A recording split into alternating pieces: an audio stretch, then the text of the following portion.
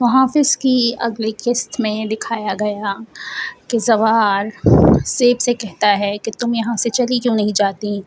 تو زیب کہتی ہے تو کیا اب تم بھی یہی چاہتے ہو کہ میں اس گھر سے چلی جاؤں؟ میں یہاں سے بالکل نہیں جاؤں گی، ابھی میرا یہاں سے جانے کا کوئی ارادہ نہیں ہے، بلکہ میں تو تمہاری شادی دیکھ کے جاؤں گی یہاں سے۔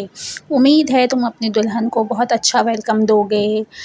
ہارون اپنی ماں سے کہتا ہے کہ آپ مجھے ماموں کے چکر میں بالکل بھی مت پھنسائیں، کیونکہ مجھے پتہ ہی نہیں چلتا کہ ماموں کو کون سی بات اچھی لگتی ہے اور کب کون سی بات بری لگ جاتی ہے۔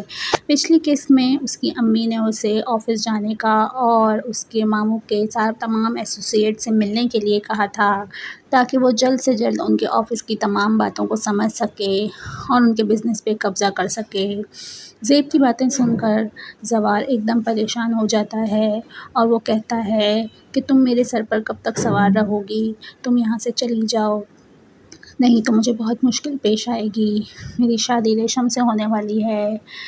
ہارون کی ماں یعنی کہ زیب کی پھپھو کہتی ہیں کہ اگر تمہیں پہنچنا ہے زیب تک تو تمہیں یہ سب کچھ مرحلے طے کرنے ہوں گے، جب ہی تم اپنے ماموں کی جائیداد اور زیب تک پہنچ سکو گے۔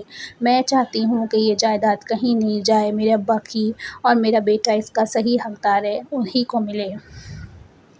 زوار کے والد زوار کی اور ریشم کی ساری باتیں سن لیتے ہیں۔ جب ریشم زوار سے کہہ رہی ہوتی ہے کہ کیا تم نے زیب کے منگیتر کو دیکھا ہے؟ تو زوار کہتا ہے کہ میں اپنے کام سے تعلق رکھتا ہوں، مجھے کوئی پنچایت نہیں کہ زیب کا منگیتر کون ہے اور کون نہیں ہے۔ وہ کہتی ہے ان بڑے لوگوں کے منگیتر کہاں ہوتے ہیں، ان کے تو بوائے فرینڈز ہوتے ہیں۔ اس پہ زوار کو غصہ آ جاتا ہے اور کہتا ہے کہ زیب صرف میری ڈیوٹی ہے اور کچھ نہیں، تم ان فالتو باتوں سے اپنا پیچھا چھڑا لو۔ اگلی قسط دیکھنے کے لیے میرے چینل کو سبسکرائب کریں۔